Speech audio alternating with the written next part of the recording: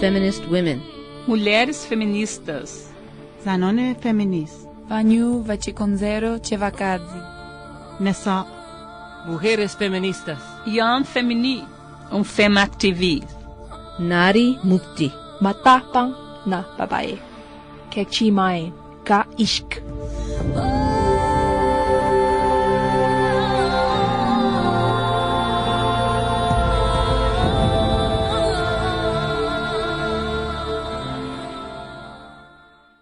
Welcome to the fifth Monday program of Women's Magazine. I'm Margot Okazawa-Ray, your host, and I am delighted to represent my sister hosts, Jovelyn Richards, Lisa Detmer, Vilma Ortiz. We are thrilled anytime we have an extra hour to raise feminist concerns to our listeners. We just hit the summer solstice. I hope you are all enjoying more light, longer days, and I hope some joy and peace in your personal lives at least, as we see the world turning in the way it is. The current situation in war-torn, divided Sudan and the women and girls' realities are the topics of our conversation today.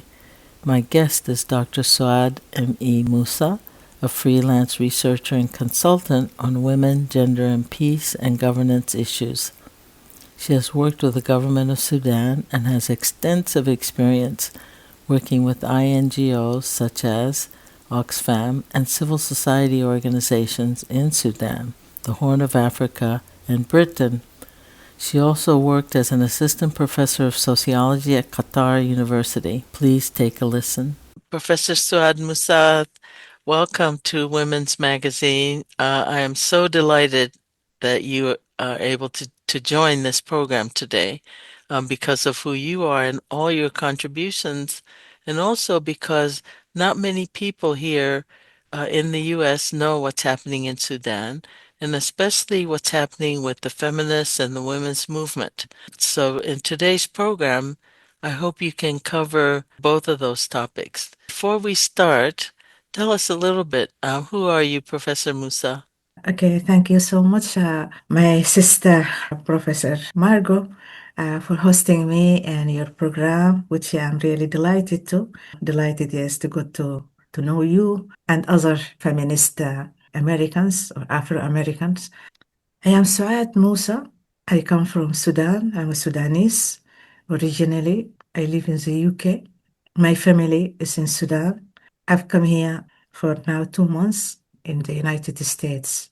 I was born in Sudan and also all my education until the University of Khartoum, all in Sudan. And then before I continued my postgraduate in the United Kingdom, getting my rural development masters and postgraduate diplomas in the social research methods and in development studies, and then PhD in peace studies from Bradford University.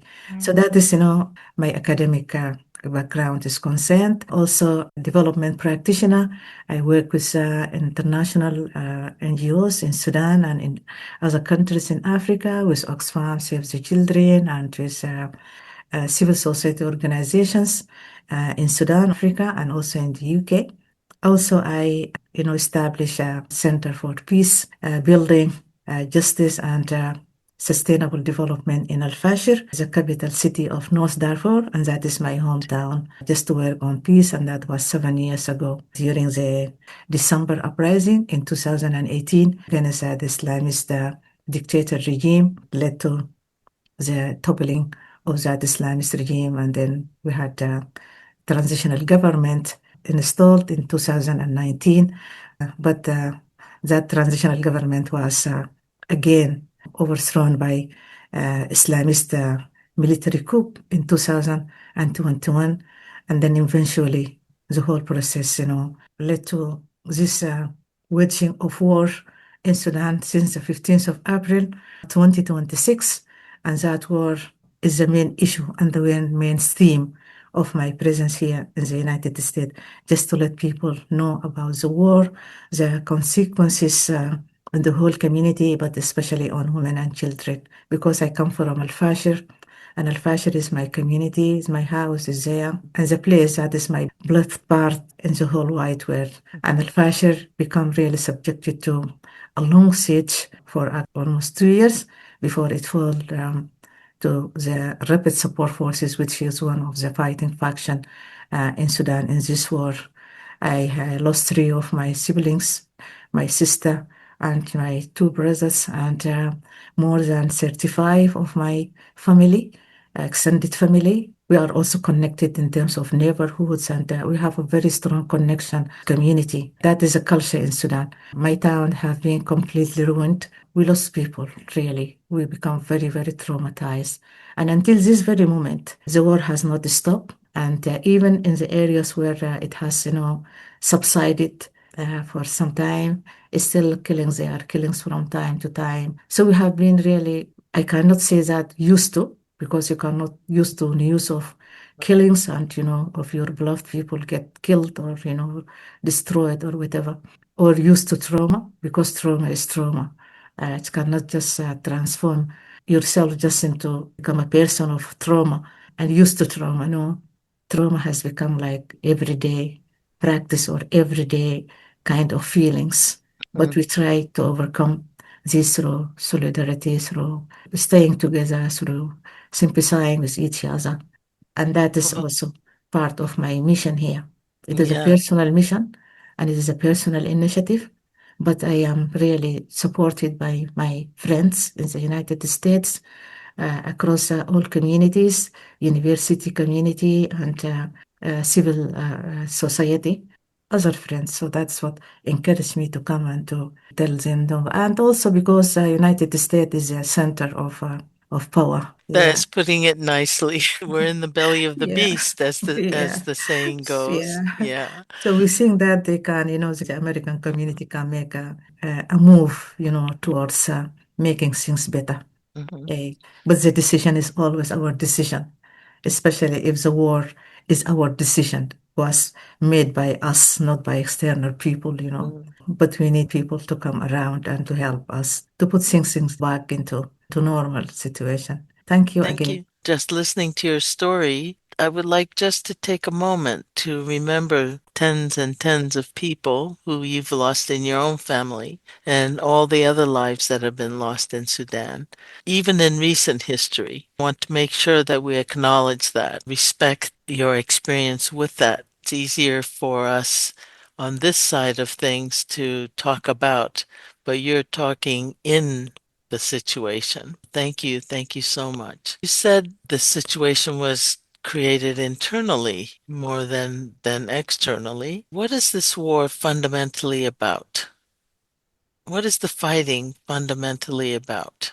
The fighting is actually happened between two factions of the military institution. The military institution composed of two independent components, but they come under the umbrella of the military. One of them, the Sudan Armed Forces, the army institution, but added to that is the Rapid Support Forces, and these Rapid Support Forces was formed as a parallel, also connected to the military forces. It was formalized and legitimized in 2017 by a decree introduced by the president of the Islamist regime. And they brought to Khartoum to be part and parcel of the military institution. So they have been working together in harmony and in a very good kind of connection and organization coordination. There was no problem between them. When we look back at the background of the Rapid Support Forces, these Rapid Support Forces were organized actually by the ruling state, and the ruler was a military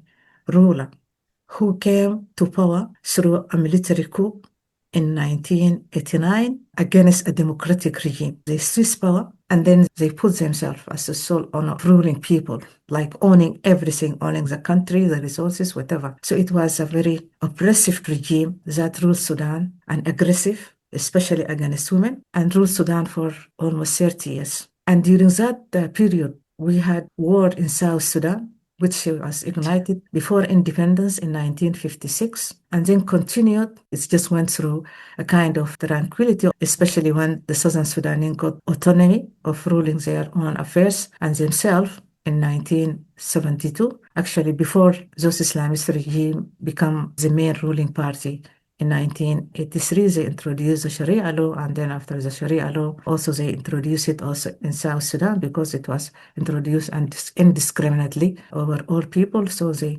war started again, and that war, when they came to power through the coup, they transformed that war from just a political problem because the Southern Sudanese were claiming discrimination on religious basis, on ethnic basis, because they're predominantly Christians, while the Northern Sudanese are predominantly Muslim people. So that discrimination come at the intersection of ethnicity, of identity, of religion, and also of geography and culture that transformed again by the Islamist people when they come to power into a religious war. Islam against Christianity. So it was put in that kind of framework, and that became very aggressive and devastating to the Sudanese, all the Northern Sudanese and Southern Sudanese. In 2005, we had a comprehensive peace agreement to solve all problems in Sudan, because it was not only in South Sudan, other periphery regions also, they start to rise against this ruling government in demand for equality, ending discrimination and marginalization based on those intersections. That comprehensive peace agreement in 2005 gave the right of referendum to Southern Sudanese people. In 2011, they all voted by 100% that they don't want to be part of this Sudan, and then they have their own country. And then Sudan is split into the state of South Sudan, and then the Northern Sudan becomes a Republic of Sudan. That means that we can just assume that war has ended by this split of Sudan. However, at the same time, because that was not the only war also waged in Darfur in 2003. That is even before the comprehensive peace agreement was signed. And also in Nuba Mountains, which is part also of Western Sudan, which we call Great Western Sudan, and Blue Nile, on the same demands and on the same basis, ending marginalization and by the ruling elites at the center of the Sudan. So when the war stopped, then and ignite in South Sudan, and then it's also ignited in other parts of Sudan. There was a problem at the military institution. The number of people of the army declined in terms of people fighting, because people become like fed up of fighting. Most of them, they like either resigned or they left the military. So the military institutions, they just resorted to tribal militias. And that tribal militias is mainly in Western Sudan, which is Darfur and Kordofan. Tribes is a social unit of administration in Sudan. And because Darfur and Kordofan, including the Nuba Mountains, since independence, they have been marginalized in terms of development, in terms of education, in terms of every means, of resources that can help, develop community and help in the welfare of people. The ruling elites at the center of Sudan, they claim belonging to the Arab descent. They discriminate against the Africans. So they think that themselves they are Arab, the rest of the other people they are Africans, and then they have the right to govern Sudan. That was also part of the colonial culture and the colonial ethos inculcated on those people. That kind of discriminative policy that was adopted by the ruling party, because those ruling party actually, or those ruling elites, they took over from the colonial power, because the colonials were actually concentrating at the center of Sudan and mainly in Khartoum. So they did not care about what we call the periphery regions of Darfur and Kordofan, and then discriminate against them. They took over from the colonials, they continue the same policy of discrimination, looking down upon the Africans. Even though, when you look at them, there is no differentiation between who is African and who is the Arab. They are all Africans, but they claim that descent and they follow in the steps of the colonials. They think that is the only means for them to keep in power, little polarization of people. And all these wars in Darfur, and because they deny those people to have equal rights and access to the resources of the country.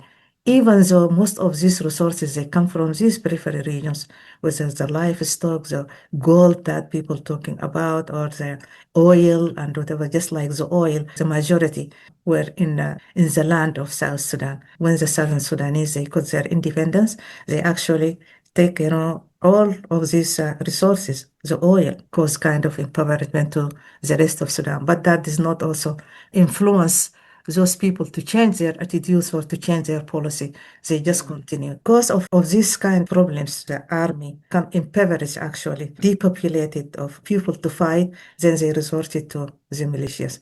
So the tribes have their own militias because the security system of the state is not that strong. There have been a lot of ethnic and tribal conflict, especially in Darfur, because of competition over meager resources and because people don't have any other resources apart from the natural resources. Most of those people, they are farmers and they are herders. So they want to compete on the land, they want to compete on the pasture and water reservoirs, and then they get into competition, and that competition immediately escalate into wide-scale kind of conflicts. But people, they have their own means of settling their disputes or whatever. But they have standby militias. It defends their resources, defends their lands, their culture, whatever. The ruling party, they take the advantage of those militias, and then they annex them to fight on behalf of them. They come and then they militarize them, they give them weapons, and then they make them work as a proxy. So it's become like a proxy war because the army are not very densely as before. It is now tribal militias, the RSF. It is not a tribal militia. It is just a militia of those who become part of the RSF because they trusted RSF, because the RSF, they come as a militia from those regions. And people trust their own people more than they trust those people in the center, the military institution. So the military institution relied entirely on the RSF because that RSF is a production and it is also a construction of the army just to protect the president because they call them rapid support forces. That rapid support forces is not the name that they gave it to themselves. It was given to them by the president of Sudan. Completely state sanctioned. Yes, if you translate it from Arabic word, قواتها, حمايتي. They are for my protection, formed for the protection of the president. Very late stage of the war in Darfur that started in 2003, then Hemeti became the leader of the rapid support forces. So now he is known as the leader of rapid support forces, but that was the background of because when that rapid support forces was, the background, which is the Janjaweed, and that Janjaweed was led by another person who was called Musa Hilal. And that Musa Hilal, he was his part, he came from Darfur and also from a tribe, which they shared many ethnic relations with Hemeti or with the leader.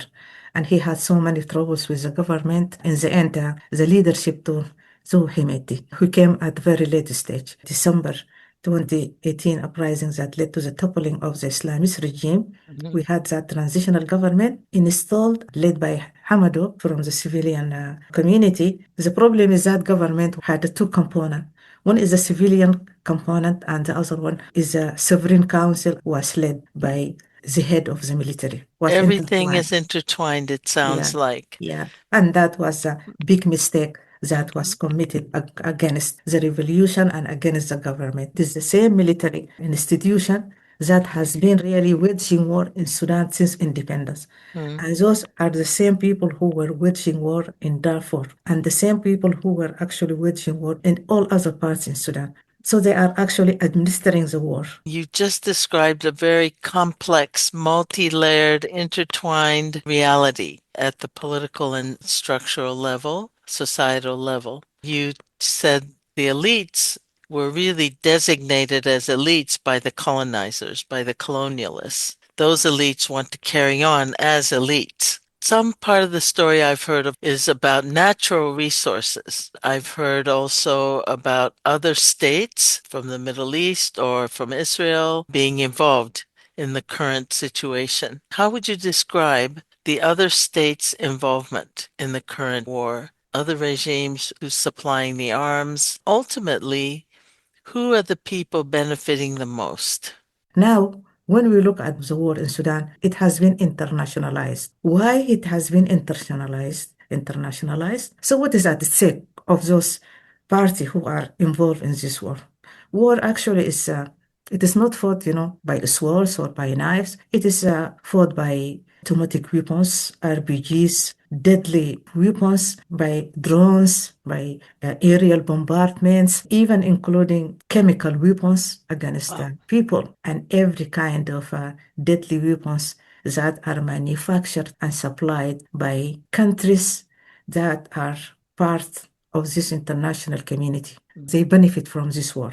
That is one dimension of this war. This war has become a market for the supplies of weapons. For people, they don't care whether they kill themselves or they kill the whole country or the whole country disappear. As far as they benefit, where does the money come from? They don't give it just for free. There is always a price. So what is that price? When it comes to that price, is Sudan is a country has a financial power in terms of resources that can compensate for the cost of the weapons to those countries? Because Sudan was used even before the split of the Great Sudan, before 2011, was recognized as the largest country in Africa. When the South Sudan split, till the Northern Sudan has also very rich resources. Our neighboring countries, they need this land, very huge and fertile, in the Arab region. Like Egypt really depends on a large extent the land of Sudan because Sudanese people is not that big, 40 millions. Huge land has not been utilized. So they have interest in the land of Sudan as a production site that can help in solving the problems of the growing population and the diminishing resources, natural resources in Egypt. This Very also, important point. Please yeah. continue. Another is also for other countries, countries that do not have that kind of access to land as fertile and as huge and as productive, and also community well knowledgeable in terms of farming. Yes, they have their own farming system. People are farmers by birth. What they know, especially those in Kordofan and in Darfur, they are farmers, men and women. A family is recognized as a production unit. Women and men, they go together and with children or whatever. And that was also one of the reasons that why the ruling elites kept those people marginalized, because they want them to come and to work in the farms that they establish along the River Nile for their own interest. So they Yes, of use these course. regions reservoir for recruits of cheap labor and also for the army. And that's why they kept them organized. So now that is the same cycle have been reinvented for those regions, or those countries that they look forward to benefit from the Sudan. So that in terms of land. But that is not the end of the story. This Sudan is maybe one of the richest African country in terms of livestock. And that livestock is contribute hugely to the GDP of the country. And this for livestock, it is in the greater Western Sudan, which is Darfur and Kordofan. So we have millions of camels, millions of cows, and millions of hectares of gum arabic, which is a very essential component in so many industrial production in the Western states, whether it is medicine, the cosmetic production, and so many things, including clothes or whatever. So Sudan is one of the main sources of gum arabic for the whole wide world, including for the United States of America.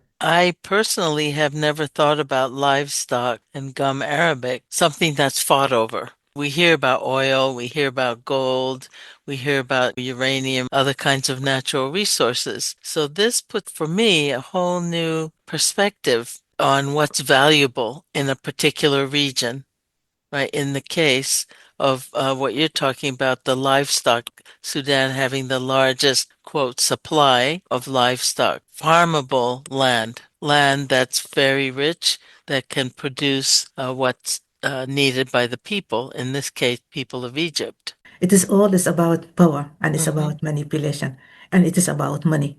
Mhm. And then if you want to have the power over money, then you need to have the power over politics. You need to be the Yes. sole decision maker so that you don't allow any people to come and to make any sabotage. So that is, the whole story. It's a complex story, Yes, it's and very you complex. describe the situation as chaos. And I imagine that the chaos at the levels that you're talking about also directly creates chaos in everyday people's lives. As in many conflict situations, women bear a huge burden.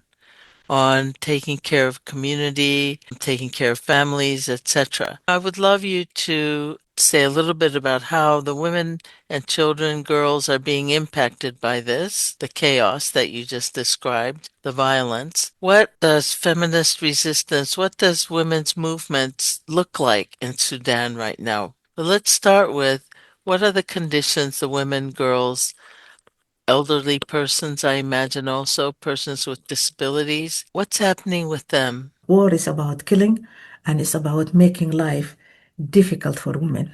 Women, they take care of children. They are very good at doing that.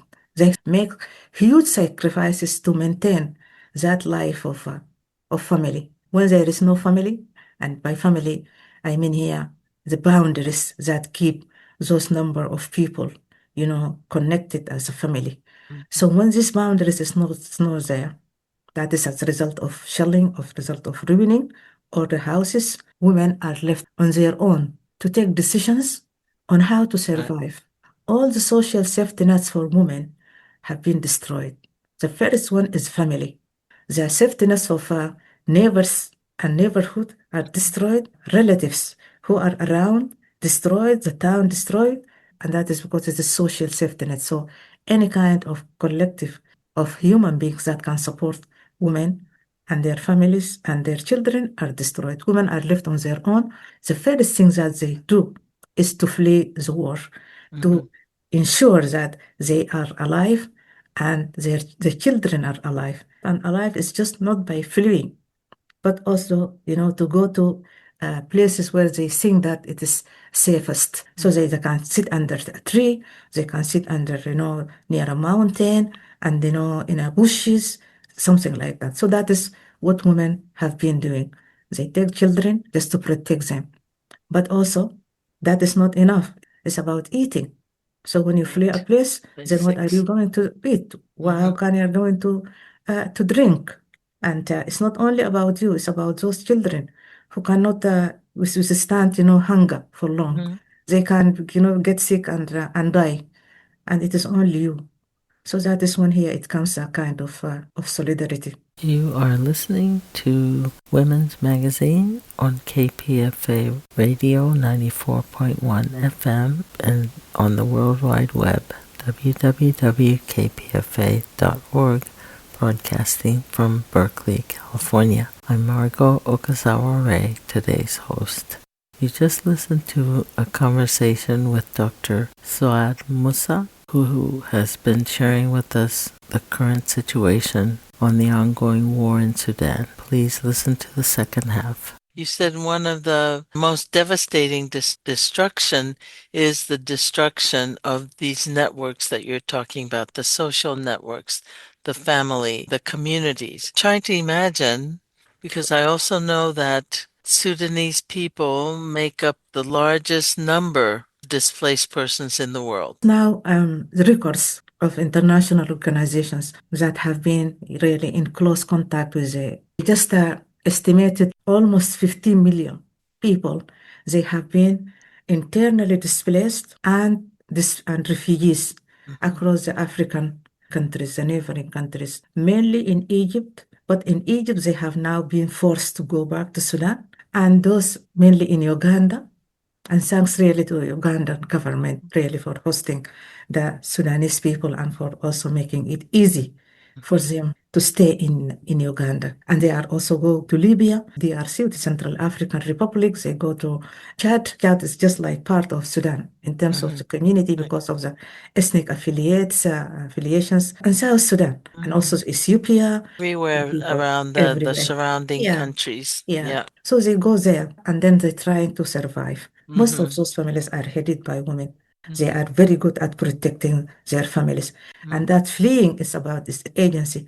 It's not about, fear or it's a lack of capability to stay. No, it's about the agency for them to find a place that they think is safest and, where they can have any kind of support, where they can navigate their way and to find something to bring people. So that in terms of, fleeing, going outside Sudan or going in villages far away, another part of it is about helping those people, with humanitarian aid. Even during the bombing, those women and those young people, they also try to share whatever they have. The when women move in this situation, they don't move as, I am the mother of X and Y. They move as mothers of all children because they are children whose mothers get killed, whose fathers get killed.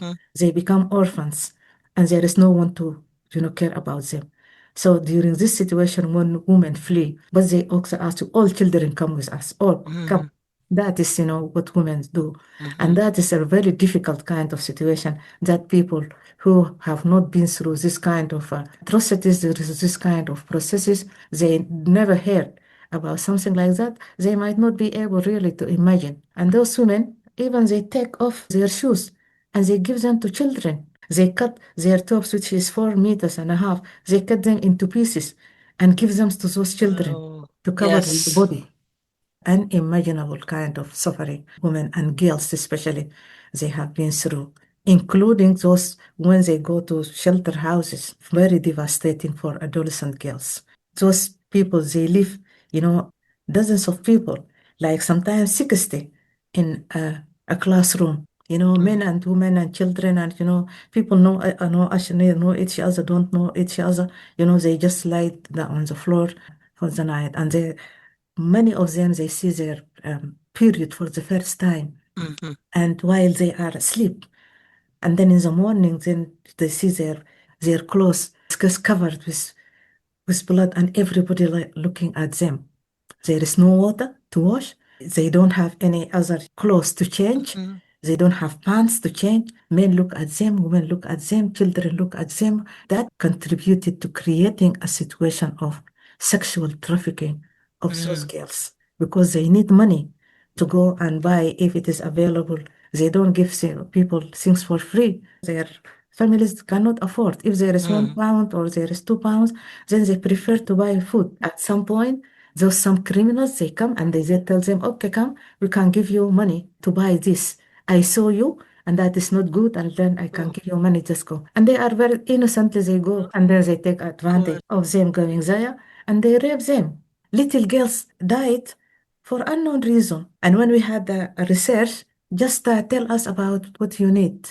What is the problem that you have? How do you want us to help you? And they say, okay, we want just cotton. Little girls, they put priority to cotton and to pads over eating. To have to choose between those two. Oh my Yes, goodness. yes. And they are so as little as 13 years old, 12 years old, and 15, because they just want to protect themselves from the stigma and from being seen and laughed at by any person.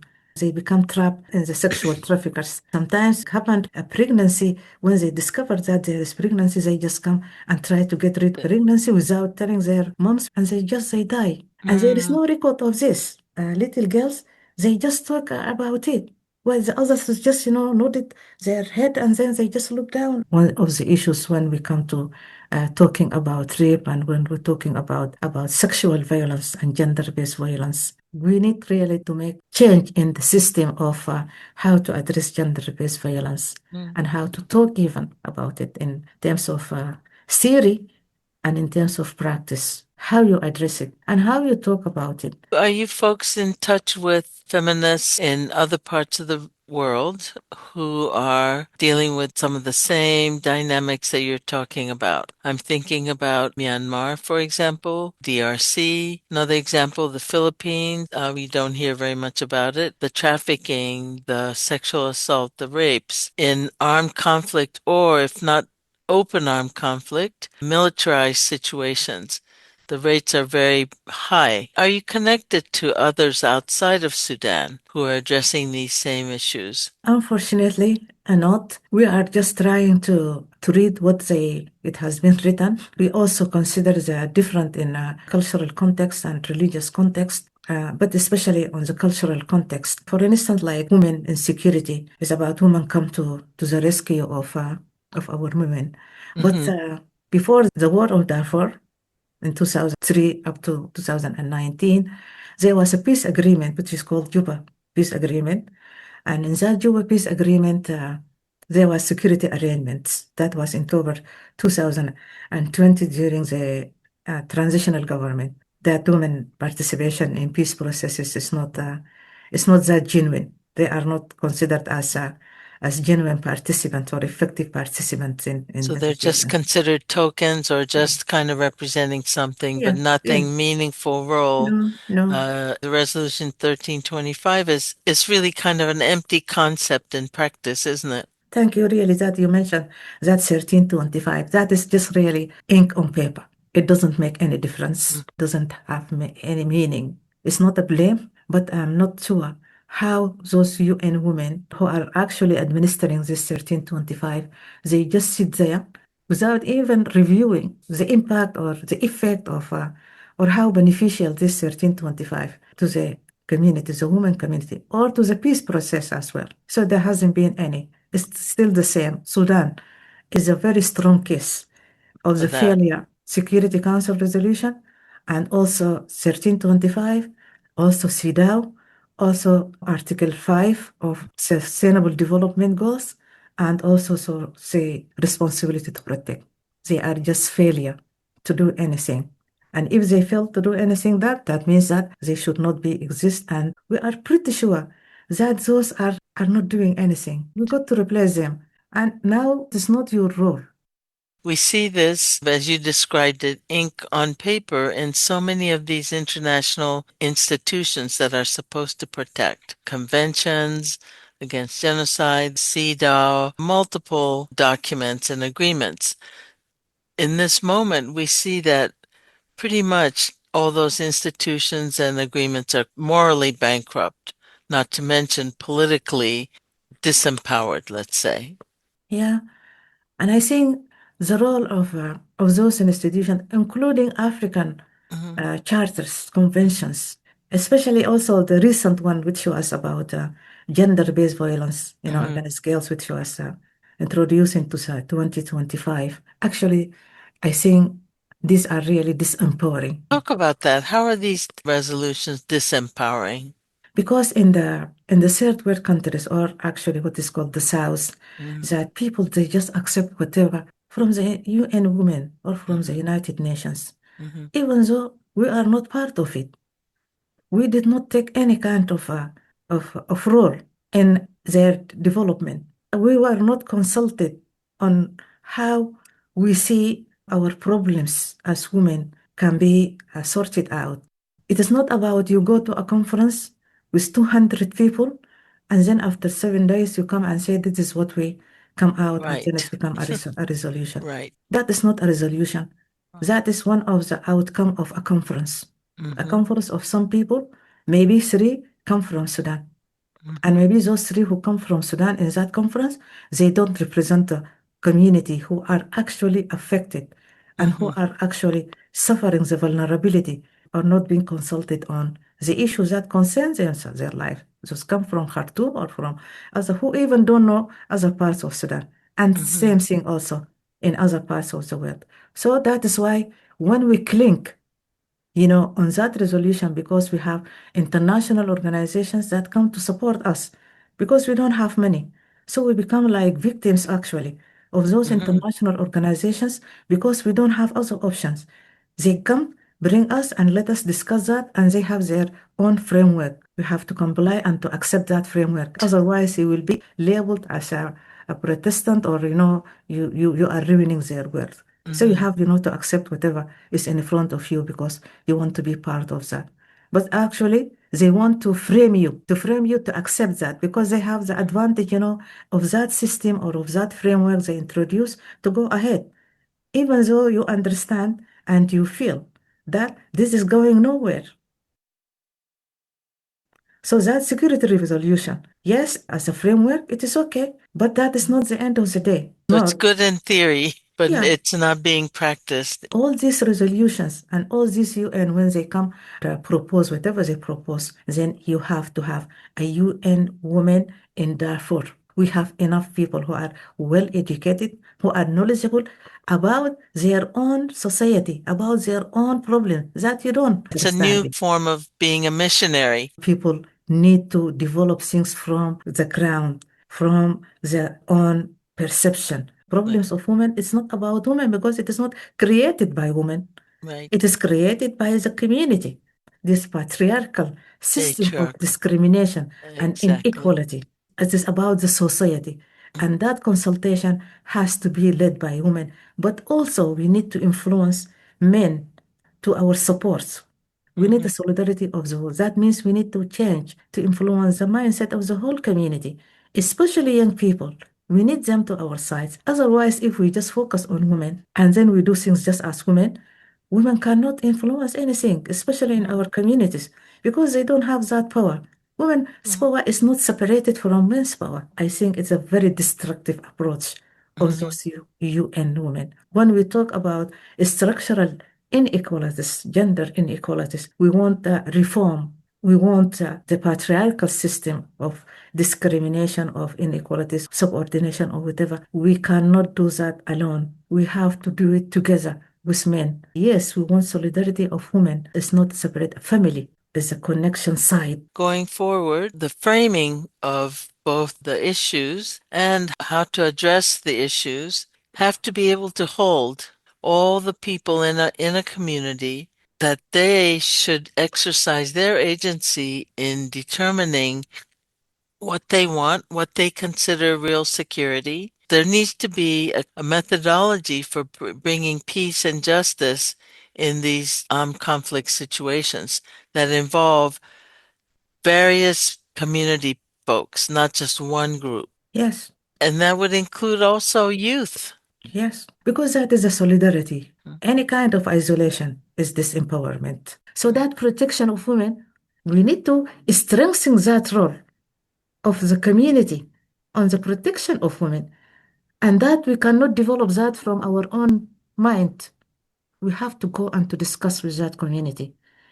Different stakeholders who have the leverage of influencing decisions in the village.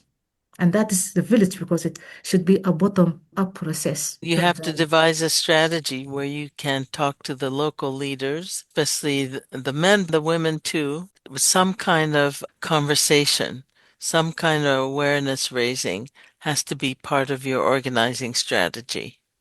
Yes, yes. And that has to be from within. And you come as a white person, for instance, and you sit there, I am UN. And then people become very conservative in the way they talk and in the subject they speak about. They don't disclose everything because No, of your course not. presence has created a psychological barrier because you just come sitting there as a police. And when we come to the feminist, then the feminist, because most of them are academics, have been developing very nice and beautiful kind of writings and beautiful kind of theories, and they support it with evidence. But because woman is not a single category in this whole wide world, different needs of women, different ways of thinking that is influenced by their culture, influenced by religion, influenced by so many things. There's a lot of talk about intersectionality in quotes. It's really not practiced. It's just No. jargon. Yeah. Right. And when people now they go into whatever kind of series that it, and they don't need it. So how you can tailor feminist in terms of theory and in terms of practice to be really effective in making a difference? This academic context, this academic knowledge, it has to go down there and to prove themselves as really effective as really. It's not about the students in university writing research papers and Right. using this as references. This is written by Suad, and this is when you have this feminist perspective of everything, then you need to break it down. Theories come from practice. It's from people's experiences. If women who are affected, if people who are affected by the issues that we're talking about, if they were given the space to say, okay, how do you explain what's happening? Let's ask for their theory. What are your most important needs and hopes? And what do you think will be the best way to reach those? If you start there, instead of, okay, we have this idea, please practice it, and then see you later. It's upside down. مقلوبة. It's upside Yeah, down, this yeah, process. yeah. هذه الصور المقلوبة. يقول Yeah. لك صور مقلوبة. And that's for that reason. Maybe that is why the word feminist or feminism is not popular in Sudan. So now when we talk about what is the feminist movement, that is when I come and try really to frame all the movement of women under this component or this framework of feminist. But when we come, you go there to any of those components, to any villages, including universities, it is hardly that you can see people relate, people talk about women organizations, what those women organizations have been doing, and what those women organizations have been, claiming or whatever. But you do not find the term feminist or feminism in text that is written by the Sudanese, apart from those like me who live in Europe and who become exposed to the concept and to try really to internalize, to operationalize the concept, to fit into into Right. your own context. But otherwise, there has been really a very limited boundaries or scope of the term feminista because maybe people don't understand it, because people don't differentiate it, and then because they cling onto gender. So there is gender-based conflict, gender-based violence, there is a gender equality, and that also gender and gender equality also have been really severely contested by those, religious people, like those conservative, Sudanese people, and they deny of this kind of changes because they don't understand it. They just see it as something is against men, and it is everything that is interpreted as against men by those politicians or by those narrow-minded people in that subject, then it becomes a problem. So that is why we also need to find ways on how is this feminist, or do people have to develop their own terms, just for instance, gender. So do you have to have a global concept or a global terms of gender, or do we have to develop our own? Because at global level, also women are not the same. So I Right. cannot say that the American women, they are just as like my women in Fasher. They understand the same way, and they have this own. But here, this is a country of freedom, freedom of thinking. It is freedom of mind. Freedom of mind is a very big problem. So how can we make use out of this environment of freedom, including the concepts and the knowledge produced, to make life better for women, utilize this positive kind of ingredients inculcated or ingrained in the life of those people at village level. One of Yeah. the questions is what really constitutes knowledge when you're talking about the lives of the women in Sudan, for example, and who are the creators? And who should be the creators of knowledge? Because knowledge is often thought about as coming from one location, university, maybe public policy level. If you take seriously that people who have experienced the phenomenon have the best understandings of the experience, and then from that create a theory, it's a really different approach. Yeah, exactly. Is that what some of your work is about? Talk to us about how you do the work that you do. What is your relationship to the women you have dedicated your own life to? Thanks for that question. Yes, I dedicate my life to helping women. And maybe I have some advantage, apart from writing essays and in Arabic also, drawing attention to some issues that are overlooked now by men. Men are not interested in our community to talk about women. So it is us who have to take the lead, in highlighting our issues and to do something about it. And my experience, which I just see it even maybe more important for me than my knowledge, experience of me in living in rural areas, working with women of different levels. Some are illiterate women. I live with them for years. I know the life of people. I have friends of uneducated men, traditional leaders, and of young men and young women in Sudan and South Sudan. Experience of communicating with people, of listening to people, and understanding people, appreciating the way of their life, become part of their own life, day and night, and in all occasions. That I think maybe helped me to put myself in a situation that also I do all this writing and writing and writing, and also communicating and connecting with politicians and those conferences where I have a voice when I go there because of what I have learned from community and also what I have learned from my academic trajectory, which I always try to link with my experience, why to link with the way of people doing something, to be link of women's problems, because I am a woman and I have been through so many problems in my life that some of them that I can't speak out of, but it has come all together to form my character. I have been created by my family, my grandma. I grown up with my grandma, and she was a very strong woman. And the community is a very caring community. So I am a product of this social context, family context, and I want women to be as equal as men. And that is a feminist ethics. You're invited to places, you build relationships, you learn from them, and I'm sure you teach something yourself. Then you communicate what you've learned and also share what you've learned with folks outside. You feel a responsibility. You fulfill your responsibility to do whatever you can, whether it's at the individual level or more institutional or structural level, that it's a circle for you. I can also raise some issues that are sensitive, maybe for other women to talk about. And now I started to write novels. Oh, I can't wait to read them. But they are in Arabic, to translate them into English.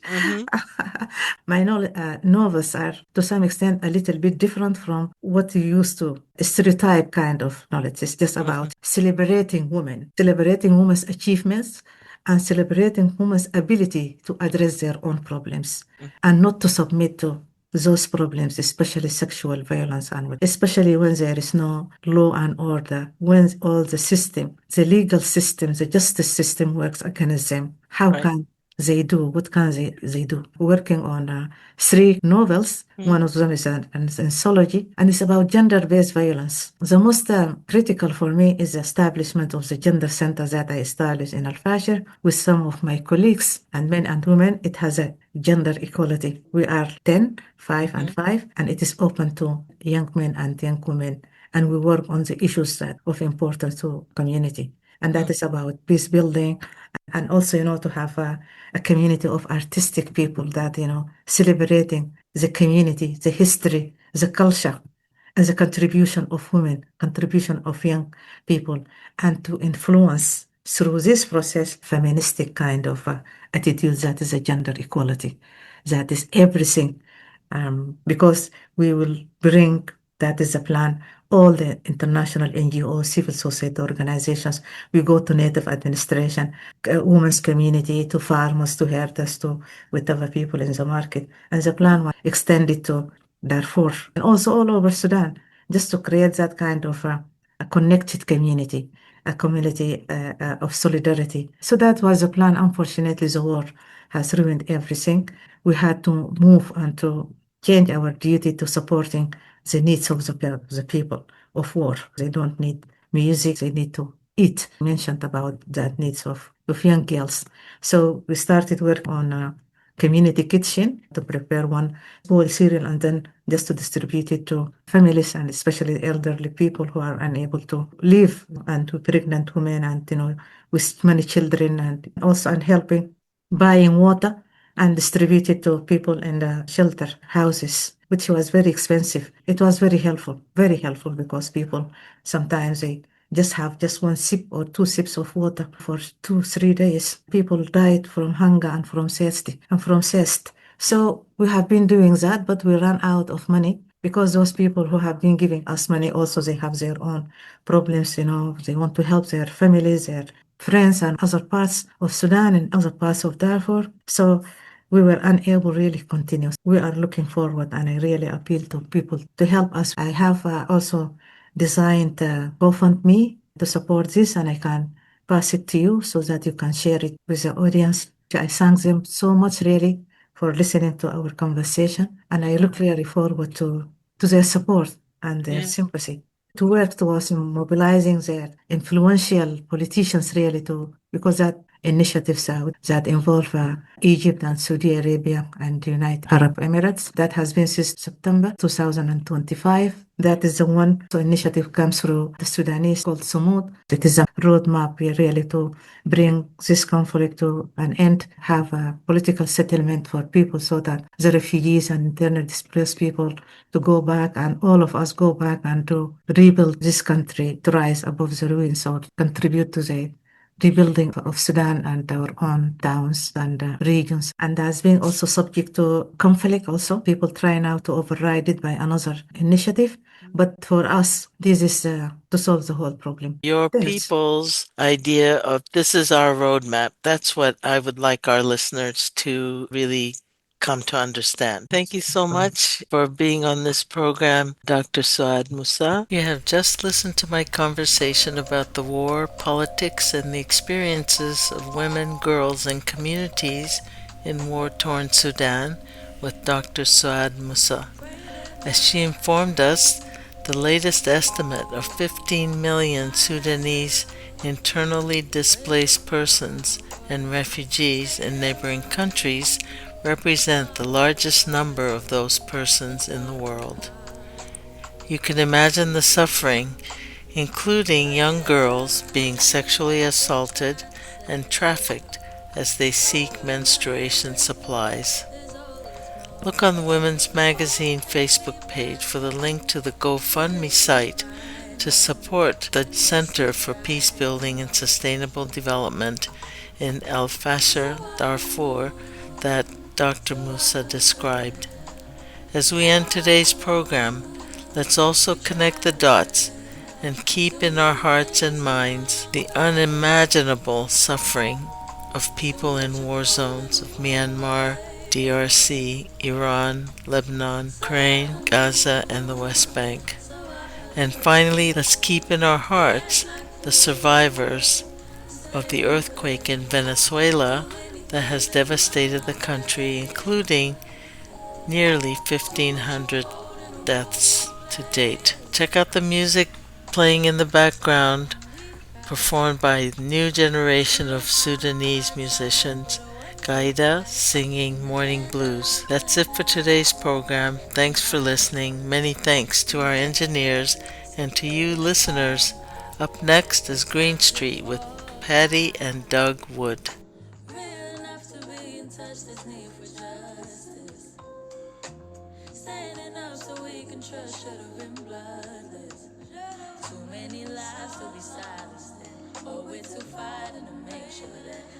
Pass by, 'cause we got the right.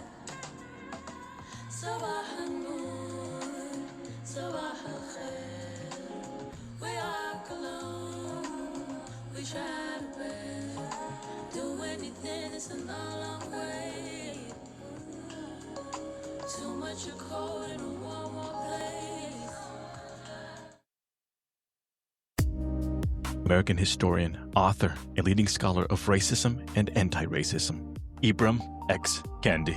The major theory that's being used to get people to consent to their own domination is Great Replacement theory. This is a political theory that suggests that there are these globalist elites who are enabling peoples of color to displace the lives and livelihoods and even electoral power of white people who apparently therefore need authoritarian protection. And so when we hear phrases like immigrants are invading the nation, we're hearing Great Replacement theory, or diversity programs are discriminatory, or there's an internal enemy. We're hearing a theory that's trying to get people to believe they need protection, they need someone to save them. And then the authoritarian comes around and says, I will protect you and I will save you by snatching your freedoms and rights. Storytelling for social change, only on KPFA. So someone in 1949 was like, yeah, here's the idea. We'll build a radio station, broadcast actual truth, invite activists, artists, and thinkers to speak freely, and the public will just chip in to keep it going. Oh, and no commercials. Ever. Seriously, that was the plan. Fast forward more than 75 years later. Yup, we're still here. Still powered by listeners. Still not for sale. KPFA, a fresh signal in a dial full of static.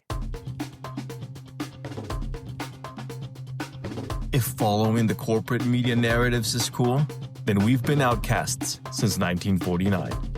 This is 94.1 KPFA and 89.3 KPFB in Berkeley, 88.1 KFCF in Fresno, and online everywhere at kpfa.org.